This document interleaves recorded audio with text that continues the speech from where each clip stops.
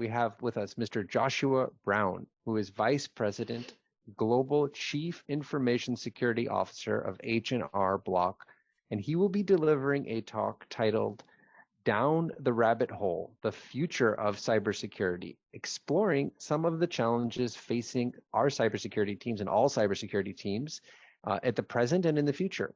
Just a little bit about Mr. Joshua Brown. He is the Vice President and Global Chief Information Security Officer of H&R Block. He has previously worked for several different entities within the Omnicom, did I say that right? Omnicom group of companies, where he was a founding member of the corporate CISO Council to drive security throughout the organization. He has also worked at the financial education firm The Motley Fool.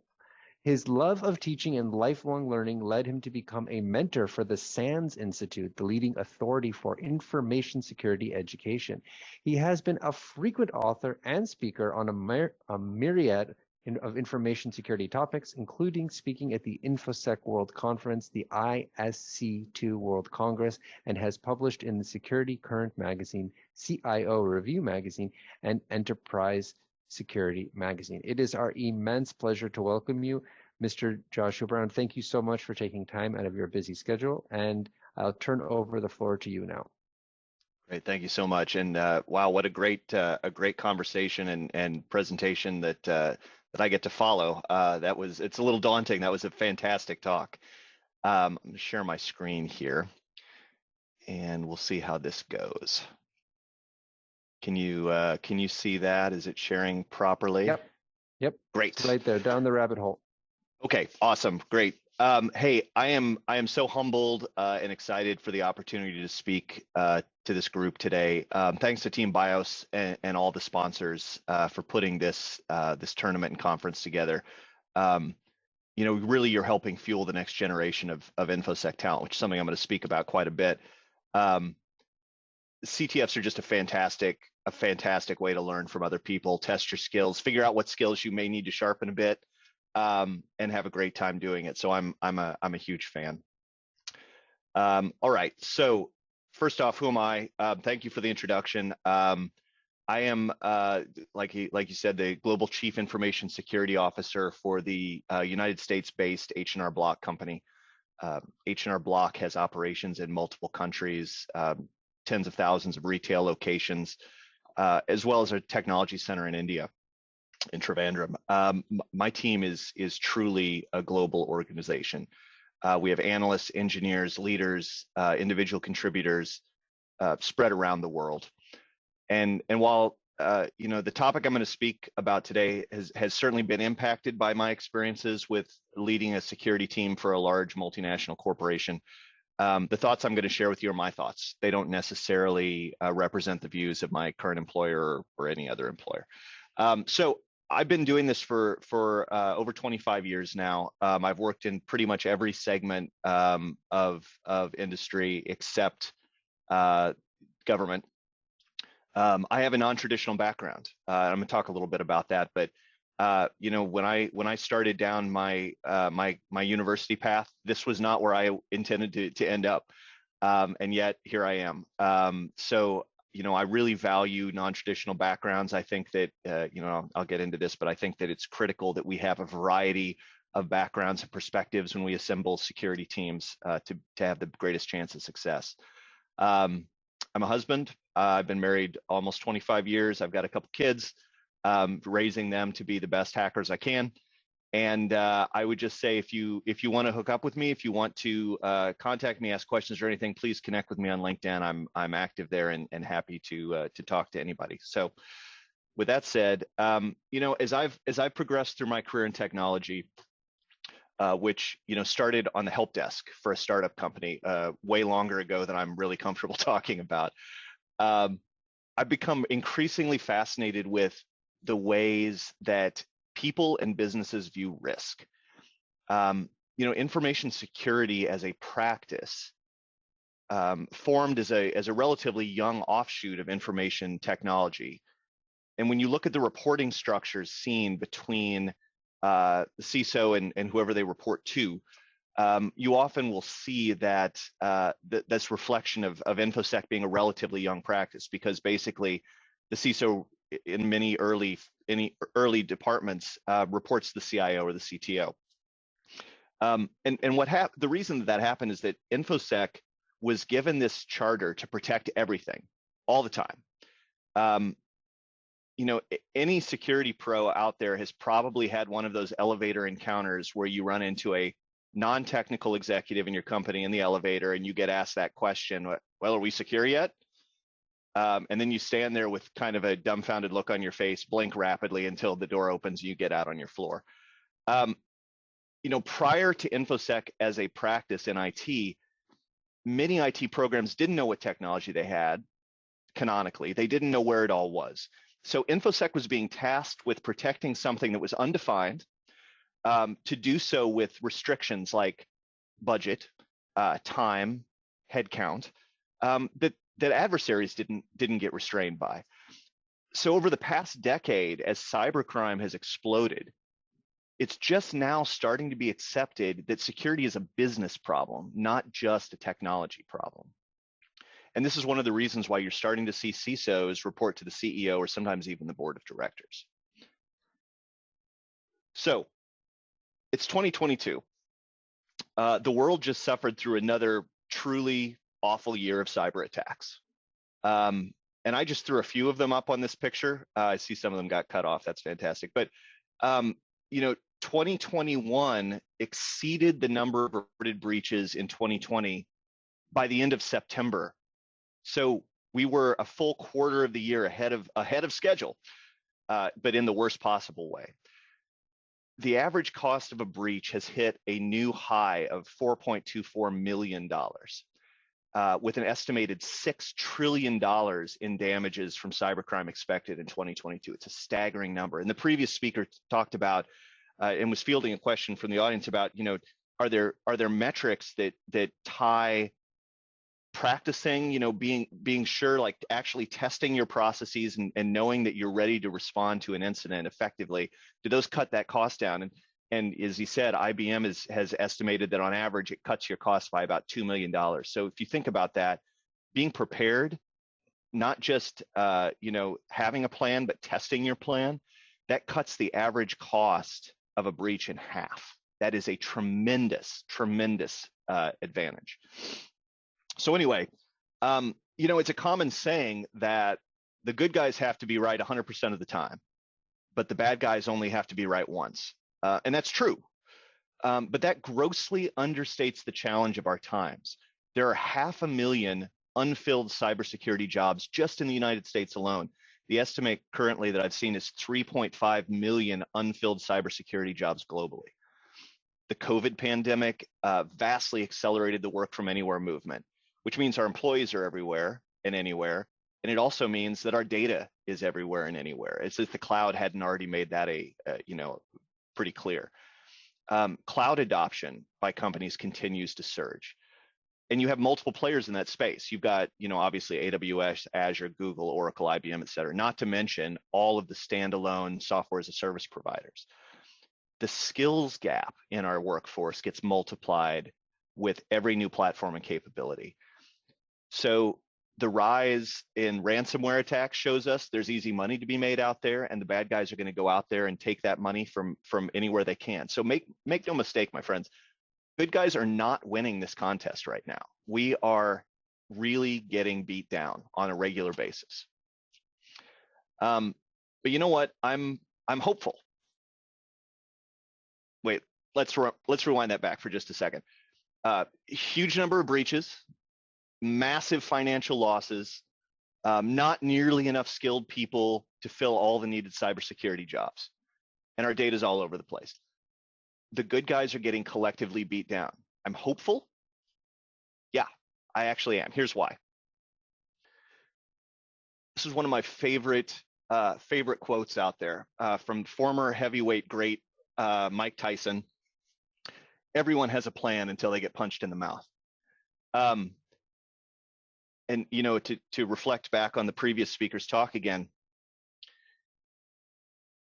one of the biggest failings that we have is thinking we're ready and not being sure that we're ready. No one would say, you know what, I'm going to run a marathon. Well, have you have you trained for that? No. But I wrote out a plan. So what I'm going to do is I'm going to run 26.2 miles really fast, and then I'm done, right? I mean, that's all you have to do. You've got to put in the work. A few minutes ago, I made a little bit of a throwaway comment about it's just now starting to be accepted by businesses that security is a business problem, not just a technology problem.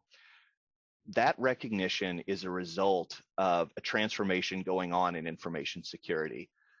Information security wants to be an enabler for the business, not just a cost center. InfoSec cannot be the Department of No. It cannot be the place where good ideas go to die. Information security has to become the practice that enables the business to make well-informed, risk-based decisions. It has to have a deep understanding of how the business functions and demonstrate that understanding by how it helps the business define, track, and mitigate risk. So I'll tell you a quick story. I don't know if the story is true or not, but I love it regardless. My mom used to say a long time ago, never spoil a great story for the sake of a few facts. So, when the automobile was first invented a long time ago, the first cars did not have brakes on them. Brakes were added later so that the cars could go faster safely. That is the proper way, I think, to look at how InfoSec fits into the culture of the business. We're putting guardrails up, sure, and do those constrain total freedom? Absolutely, they do. But they also enable innovation. They enable you to move more quickly and react more quickly as a business.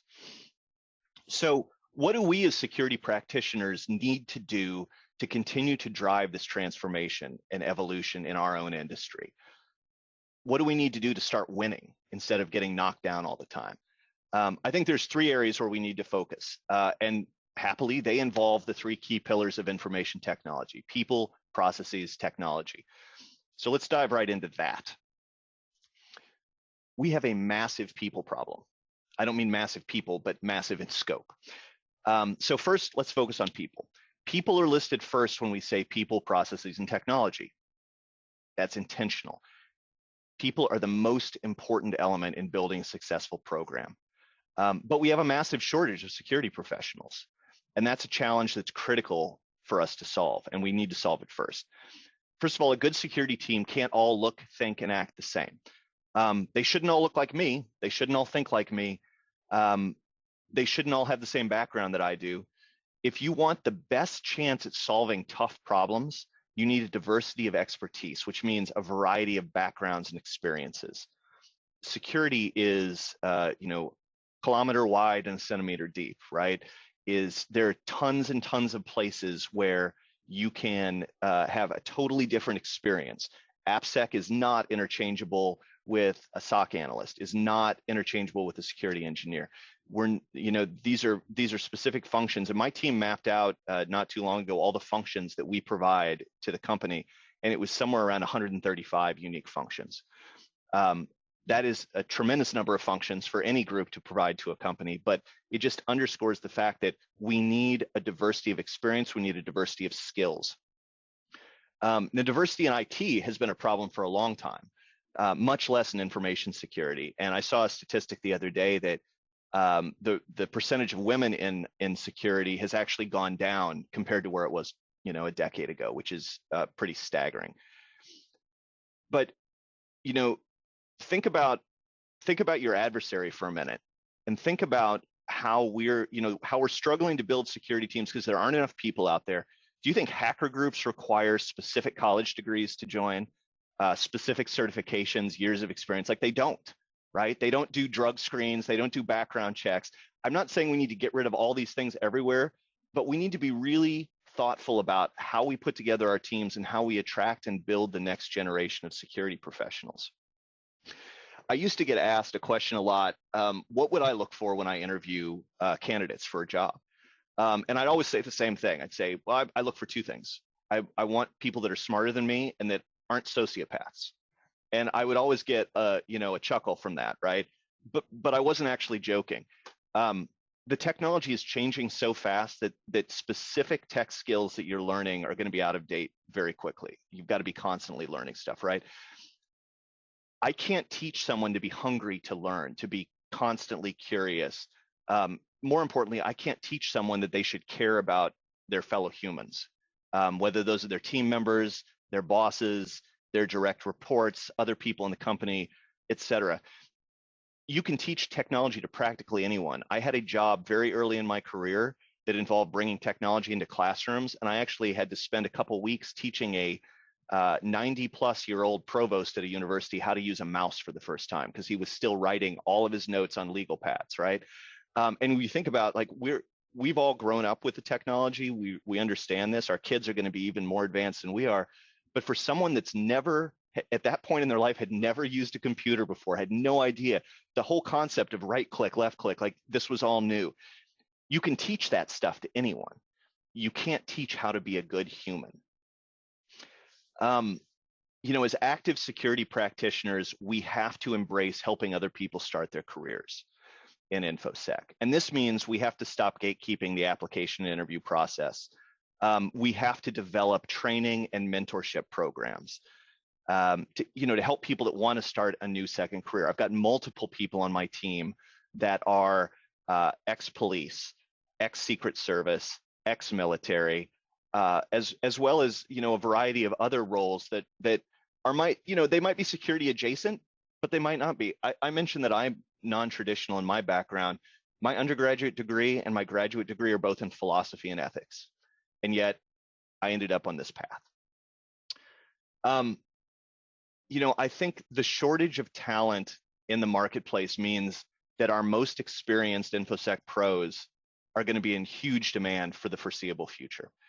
And what this means is there's going to be constant churn in the job market, because companies are going to continue to offer, very generous compensation packages to try and attract that rare talent to their teams.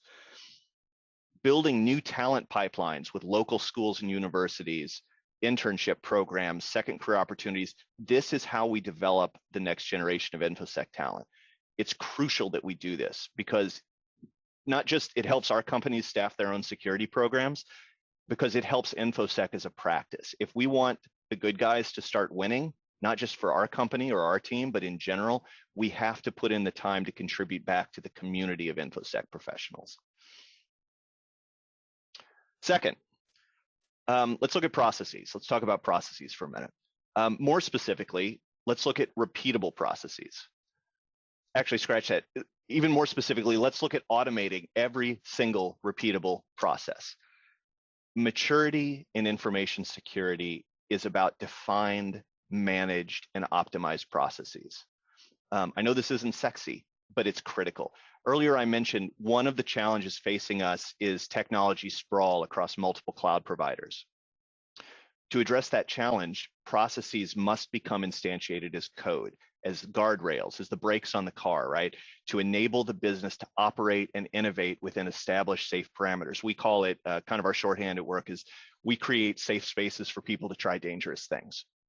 So everything that's been made possible by the advances in cloud technologies, right? Infrastructure as code, for example, automating your governance policies.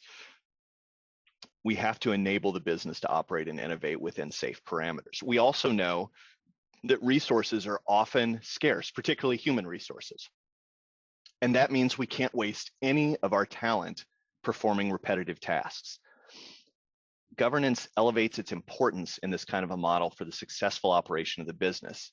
And at the same time, happily, we ease the burden of compliance, because compliance becomes automatic. We can start to imagine a world where security and compliance work together to achieve a common goal. So automation, whether driven by artificial intelligence or machine learning or whatever buzzword you want to throw out there, even if it's just scripts and triggers, this is the true force multiplier for security departments. We have to automate to drive consistency and efficiency and to free up our own people to be able to innovate. Automation helps us take care of the what and the how of what we do. The important question, the one we want our security professionals focusing on, is the why. When you get your people to understand the why and to be able to develop that, that's where the passion comes in. I remember seeing a shirt years ago that said, "Be quiet or I'll replace you with a small shell script." If everything you do can be replaced with a small shell script, automate that stuff and get on to the business of doing interesting and innovative security work, because that's where we're going to make a difference. Finally, the third thing, technology. I love technology. I'm a technologist. I've been a super tech nerd all my life, even when I wasn't on this tech path. We need to have a tough talk about technology. It's awesome. It's great. It's also a great way to find out that you don't have the right people and you certainly don't have the right processes. Far too often, we reach for technology first to solve our security problems, but technology can't solve any of our problems by itself. There's not like a Flaminator 3000 1U rack unit box that you can buy and slam in there and turn it on like, well, job done. That doesn't happen. Technology is there to be the instantiation of policy. So realistically, we in InfoSec have a big data problem. We have to know where all the technology is, where all the data lives, where it moves, what happens to it 24/7, 365. We have to be able to go back and show exactly what happened to a piece of data 90 days ago or 120 days ago, right? There's no way to sort this mountain of data manually in enough time to detect anomalous activity and to react to it. And that's just if we want to have a reactive stance. Security technology brings all these additional eyes and ears to our IT environment, and it enables us to enforce security policy. But to effectively deploy technology to solve security problems or business problems, the information security team has to have this deep operational understanding of the business, what risks the business faces, and which risks specifically need to be mitigated rather than transferred or accepted. Only when you truly understand those risks facing your business can you determine what security capabilities you need, what you need to adequately and appropriately mitigate risk. And once you understand what capabilities are needed, you can choose from an assortment of frameworks out there, ISO, NIST, SANS Top 20, like pick one, it doesn't really matter. And use those to determine where you have capability gaps. Those gaps get addressed by policies and standards, and then, and only then, this technology gets selected to operationalize, enforce, and audit your capabilities. Technology is giving us all sorts of new ways to address our security challenges. And that's going to unlock new ways for us to be successful, both as a practice and as, for our businesses. I could spend a ton of time talking about zero trust and secure access service edge and all sorts of, new concepts or rehashes of old concepts that are getting monetized and productized. These have the potential to revolutionize how businesses deliver infrastructure to their employees and serve their customers. But there's a lot of work to do before you start buying stuff. You have to get your house in order first. So people, processes, technologies. This is kind of a return to basics. And I think the problem is that people often get inspired by whatever was in the latest CIO or CTO magazine in the backseat of the plane, and they want to buy something, they want to throw money at a problem. Security is really hard, and the hard bits are not the technical bits. The hard bits are the people bits and the process bits. Technology is the last part of the puzzle. So with that, I'm going to stop, and I'm happy to answer any questions or comments, whatever. Okay, wow. Thank you so much. We do have a few questions. One question, let me read it here, is can you share any examples of where your strategy worked and where it failed and why? So I guess do you have any interesting case studies you can tell us? One success, one failure, and maybe help us understand it. Yeah, I mean, and I think the answer to that question would really depend on how you define success or failure. But yeah, absolutely. One of the things that we've done that's been very successful, when I first came into this current role, we had almost an embarrassment of tools, way too much technology, tools that were not fully implemented, tools that were partially configured. And we took a step back and did a tech rationalization. And one of the things we decided to do was, and this is not just drawing on my current job, but previous roles, I've worked with outsourced security operations centers. I've built SOCs before. And one of the things I realized is that no matter how excellent a third-party partner is, they're never going to care as much about your business as you do. they're in the business to make money. And so they're looking for ways to operationalize and make efficient the services they're delivering, because they're delivering them to multiple customers. So one of the things we decided to do very early on was to insource our security operations center. And, you know, Block has a technology center in Trivandrum. It was largely staffed for development purposes, in other words, slinging code. What we decided to do was stand up a security operations center where part of the staff was going to be in India and part of the staff was going to be in the US. And those teams would be fully matrix. So it wasn't, you know, a bunch of people in Trivandrum reporting to a manager in Trivandrum and a bunch of people in Kansas City reporting to a manager in Kansas City. We matrixed that across the orgs. And it was a little bit of a forcing function early, but what it allowed us to do, first of all, was we actually saved money moving to this model. So that's a win, because you can invest that money somewhere else that you need it. It enabled us to hire people who were invested in our success, not in our success, also other people's successes. And it enabled us to have security people who were sitting close to the actual developers. So we were able to make those kind of inroads around application security and bug bounties and all those sorts of things. So, you know, that has worked out tremendously well. That team has grown hugely. And, you know, we measure everything we do, right? I think metrics are really, really important for driving success. And we've cut our mean time to detect and mean time to respond hugely over the past 2 years as we built out and matured that capability in-house. So there's something that has worked. I'll tell you something that didn't work, and I'm not going to talk about specific technologies, but you know, we're about to reboot a program that we started a little over 2.5 years ago, because we realized that the choices we made were not right.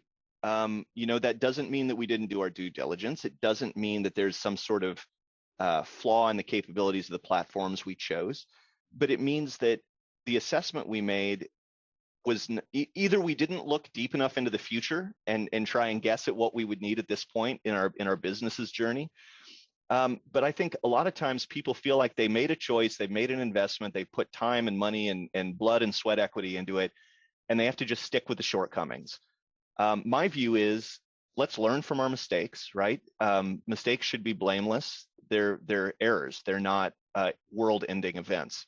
And so you use those to drive improvement, constant improvement in the present day and the future. So learn from your mistakes, recognize what they are, why they were made, make sure you don't make them again, because that's how you improve. And so we're looking at a pretty big rock that we have to move in the next year, but it's building a new foundation so that we can be successful in other ways. So I think that it's really important that we recognize that we have failures. We are all going to have failures constantly, and that's part of the process of learning and getting better. Great question, though. Really, love it. Really, really well said. That one thing you, the other question, the next question I was going to ask, you started to touch on it already, which is about third-party software and third-party applications. Yeah. How do we strike the balance between not building everything here? I think there's an acronym, wasn't built here or something like that. The companies won't use something because it wasn't built there. Yeah. And then they have an inferior product because they refuse to use a better product, or the opposite, which is what you just said, which is actually it's better if you do it at home, because then you will care about it more because it's for your home. So how do you strike that balance? Right. And also then worrying about third-party vulnerabilities that are somewhat out of your hands because you don't control the software of that company. So what's your take on that? No, I mean, it's a fantastic question. The build, borrow, or buy kind of question is a constant one. And I think that's going to vary from company to company depending on what the business does, right? What's their main function? Where's their expertise versus what's the need? Could we have continued with our past partner, letting them run our security operations center? Sure, that would have been the easy answer. And were the results okay? I mean, yeah, they were. They weren't excellent, but they were all right. And I think there's a lot of tension in IT in general about whether you need to have the best of breed product or whether there's a level at which you've invested enough, and any more money or effort you throw into it is going to have diminishing returns. We have this conversation a lot around build, borrow, or buy. There's always a cost, I guess would be my short answer. So whether that cost is you're going to have to spend $1.5 million to buy, widget X, or hey, we could build widget X for a fraction of that, but it's going to take us 9 months to do it. My personal view on this is, if you are looking for a function that is already satisfied in the marketplace, and it's not a core competency of your business that helps drive revenue, you probably shouldn't be spending the time to build it. Now, I say that working for a multinational that has a healthy security budget and a healthy IT program. If I was in a very small shop, like a startup, I would probably take a very different look at that, because I'm not going to be able to afford to invest in the kind of technologies that we have. I hate the answer, it depends, but it really depends. I was going to say, you're basically saying it depends. Yeah. So, again, I think there are, there are fantastic commercial solutions out there. There are fantastic open source solutions out there. Open source is great. We use quite a bit. That requires a different skill set and care and feeding. I mean, I think as long as you are going in clear-eyed about what you want to achieve, what resources you have available to make that happen, you can run the numbers. This is really just business. You run the numbers on whether it makes sense to invest in building something or whether it's more effective to buy something. And like I said, you don't have to be stuck with something you buy or you build long term. You can change your mind. That's one of the amazing things out there, is we can make different decisions and learn. That's what's so great about being human, right? Is we're not just doing the same thing over and over and expecting different results. We can adapt. Yeah. So the next question is about phishing. In particular, the author is asking, I think because H&R Block is a tax company and users enter their information, there were a couple articles had come out about the big danger of phishing with, in particular, TurboTax, H&R Block, all these large. Yeah. We'll handle your stuff for you, but phishing is only growing. So what would you have to say about that? Yeah, no, it's, as our technology controls have gotten better, the bad guys aren't coming at the front gates anymore, at least not as much. Sure, you see script kiddies and things like that, right? But those are the easy attacks to defend against. What the bad guys realized is that the carbon layer in the OSI model, the lesser known 8th layer, is where it's a lot easier to exploit. And this has been true for a long time. The challenge is securing the carbon layer. So there's a whole industry of thought around security awareness training and phishing awareness training. Of course, those are kind of table stakes, right? You would just assume that all companies are doing that now, which is not true. But we go back to the comment about the bad guys only have to be right once. So if they send a targeted phishing campaign, and let's say you have a 100,000 person company, right? And they send it to 1,000 people. Executives, assistants, finance, HR, right? The normal high value targets. And your phishing detection system is 99% effective, right? So from that 1,000, very small number get through. From that very small number, 1 gets clicked on. So your success rate in anti-phishing is 99.9%. And yet the end result is you still got pwned. This is a significant problem. So what we're seeing in the industry, there was an article I saw yesterday that the United States Internal Revenue Service, which is the tax processing entity of the government, they're starting to roll facial recognition biometrics out. So when you register for an account at irs.gov, if you're going to pay or receive money that way, you have to upload a picture of your driver's license or a passport or something like that, and then you use your webcam to take a picture of your face, and they use AI ML to make sure that you're the person on the picture. This is going to be really interesting to watch. And there's, we could talk all day about biometrics and the trade-offs there, right? Like you can't change your face or your fingerprints, like those are what you have. So if that data gets leaked, that's a real problem. It's way different than if someone swipes your social security card or your driver's license. And then you have the trouble of storing all that data securely. that said, the question was about phishing. We were seeing, an unacceptable number of successful phishing campaigns. And sure, we could detect them and shut them down within a matter of minutes. We got really, really good at that. But it's constant, right? The fire hose never turns off. And so that was an area where we did have to make some incremental technology investments to improve. And the crazy thing is, when you go from 99% effective to 99.9% effective to 99.99% effective, like each one of those steps, it's not like, oh, let's just throw another few dollars at it.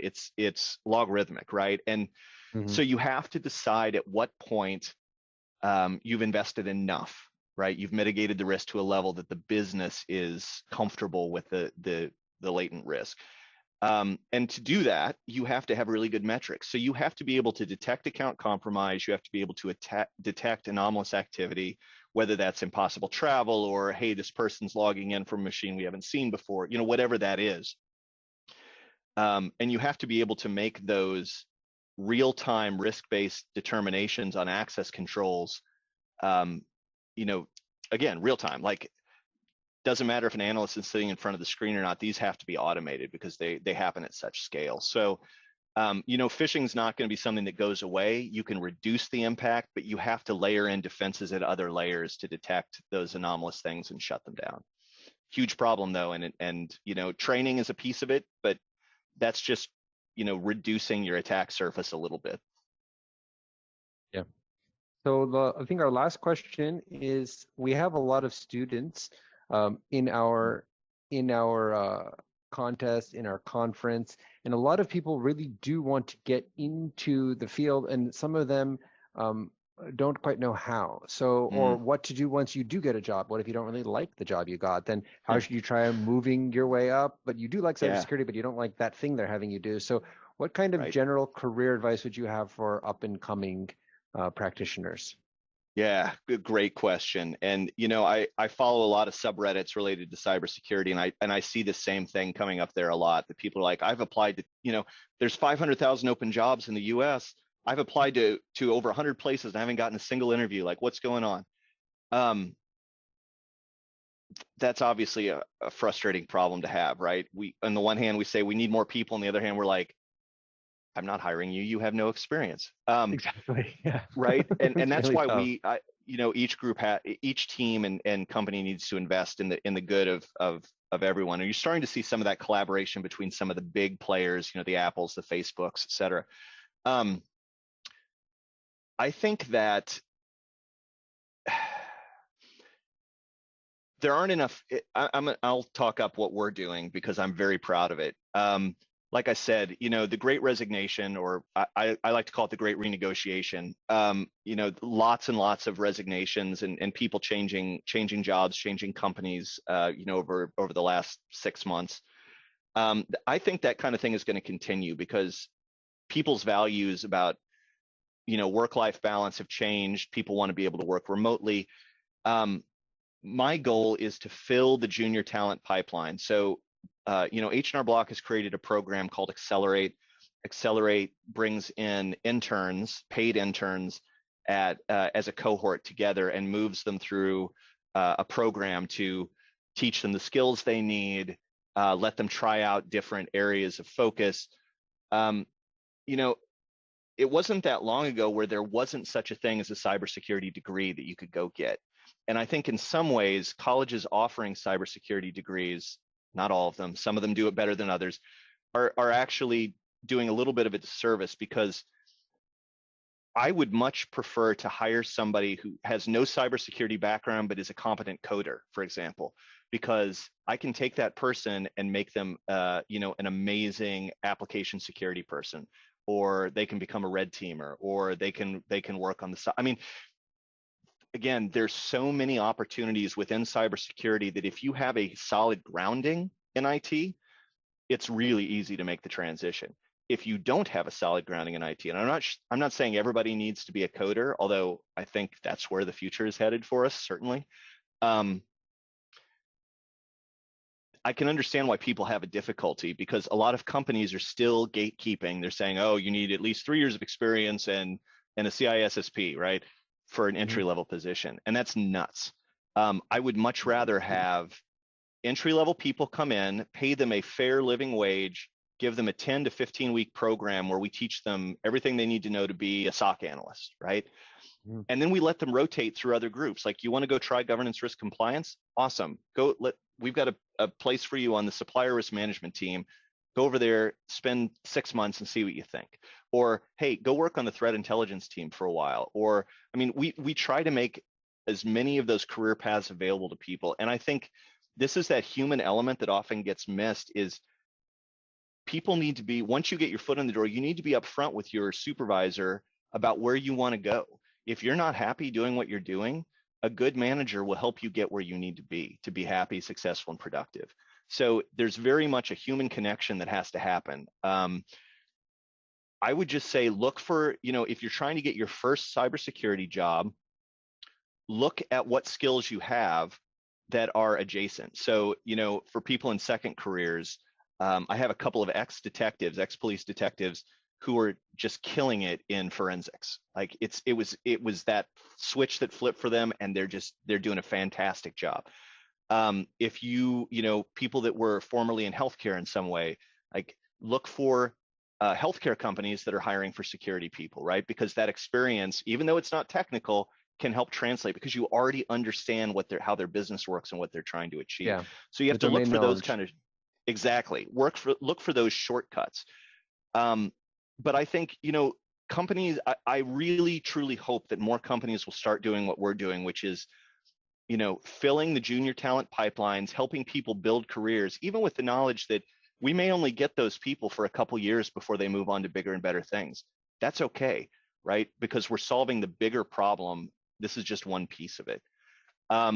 If anybody is having trouble, please reach out to me on LinkedIn. I'm happy to look at resumes. I'm happy to give you advice.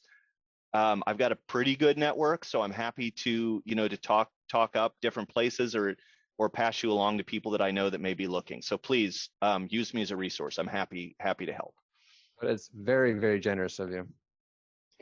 So it's selfish of me, actually, because I want us to solve this problem together. And I got to tell you, the talent that we have been able to find coming out of some of these cybersecurity programs, around Trivandrum, has been game-changing for us. Super smart people that are really eager to solve problems and dive in, and I couldn't be prouder of the team we've built. It's been really tremendous. Well, that's really wonderful to hear. I'm sure our students and audience will be happy to hear that as well. So I think since there aren't any more questions, and we are actually just perfectly on time, we'll wrap up here. And I would just like to thank you so much for your time, attention. Excellent talk. So detailed. I took so many notes. I wanted to kind of try to repeat something, but at this point, I'm just one thing that stuck out to me was automate everything. Automate everything, and you really mean everything. And the other one is, yeah, you really mean everything. As the technology not going to fix. Exactly. I have a squad in my department devoted to optimization, orchestration, and automation. That's their full-time job, is find all the things that we can automate and automate them. Yeah.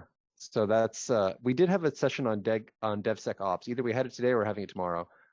But that is a big future point, and I think your passion for that is something we should all take note, because everything you said makes complete sense. If you can automate everything, automate all the boring stuff, then we can think about why, and then we can actually start solving problems instead of kind of pushing papers or pushing files around the computer, essentially doing the boring stuff.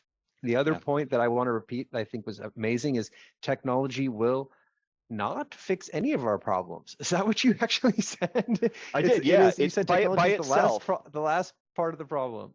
Yeah. By itself, technology is not going to solve your problems. I think we want easy solutions. Hell, I would love to have an easy button that I could just push and solve things. It doesn't work that way.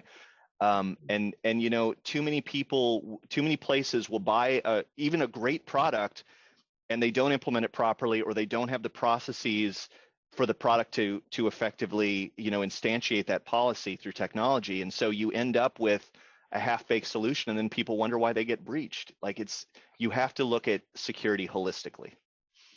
Yeah, the people element is the most important. And so, yeah, that dovetails perfectly. You and our previous speaker were perfectly timed together as a panel of human element. I don't think we planned that, but I'll pretend we did. I shouldn't have said it out loud now. No, it's perfect Anyways, accident. yeah, thank you so much, Joshua. Really appreciate, extend my deepest thanks on behalf of all of Team BIOS in CTF, the Amrita family. Was a total pleasure to have you, and we look forward to future collaboration and discussion. Thank you very, It's very been my much. honor.